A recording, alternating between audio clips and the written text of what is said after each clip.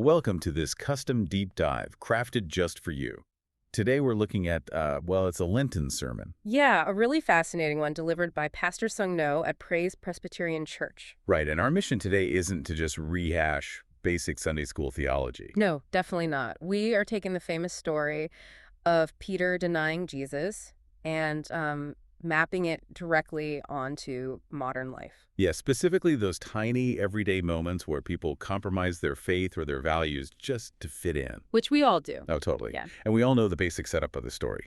Peter is in the courtyard. It's a cold night. But Pastor Sung-no bypasses the broad theological strokes here. He really focuses on the sensory psychology of it all. Yeah, he zeroes in on that charcoal fire Peter's warming himself by. Oh, right, and how the specific smell of that smoke gets permanently burned into his memory. It's so visceral. It grounds the betrayal in physical reality, you know? It doesn't happen with some big cinematic villain monologue. Exactly. A maid simply asks a passing question, and Peter instinctively lies just to stay warm. It's just to fly under the radar.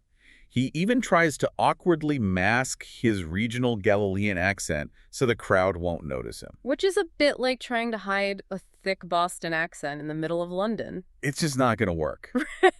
Right, but the panic makes him try anyway, and that panic translates so easily to the modern workplace or maybe a social gathering. Yeah, picture it. You're sitting there, someone makes a comment that challenges your core beliefs, and instead of speaking up, You just nod along. right, you change the subject to protect your social standing. It's a textbook case of the anatomy of compromise. We trade our convictions for temporary comfort. It is wild, though, how quickly Peter goes from declaring, "I will die for you," to pretending he doesn't even know the guy. Yeah, it's an extreme psychological pivot. Does the pastor explain how that happens so fast? He does, yeah. He points directly to the danger of self-reliance. He introduces this concept of Jason. Jason. That translates to self-confidence or self-trust. Exactly. Peter failed because he was relying entirely on his own willpower. He thought he was strong enough to handle the pressure by himself. Yeah. Sort of the spiritual equivalent of stubbornly refusing to use a GPS because you're convinced you know the way. And then you end up hopelessly lost in a bad neighborhood. That is a perfect way to look at it. So what's the fix? The required shift, according to the sermon, is moving from Jason to Tashin. Which means trusting in Christ or trusting in the other. Right. The core argument is that genuine faith often doesn't actually start until our illusion that we are entirely self-sufficient is broken. Wow. And that total shattering of self-reliance is perfectly captured by the rooster crowing. Yeah, we always think of the rooster as just a plot device, but the sermon shares this incredible piece of history. Oh, right, about the European churches placing roosters on their steeples instead of crosses. Yeah, specifically tied to Dietrich Bonhoeffer and the German-confessing church who opposed Hitler. Placing a rooster on the highest point of the church was a stark public reminder of institutional failure for them. A literal warning against choosing political safety over truth. Talk about a heavy historical symbol. But then Pastor Sung-no brings it right back down to a remarkably practical level for his own life. I love this part. During Lent, he actually changed his phone ringtone to the sound of a rooster crowing. It operates as a daily pause button.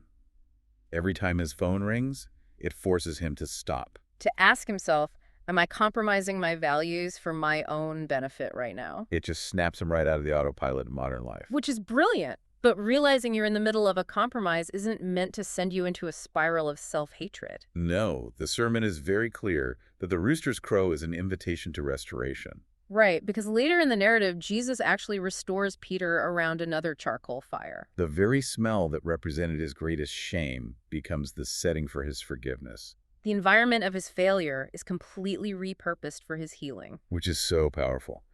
As we wrap up this deep dive, we want to leave you with something to mull over.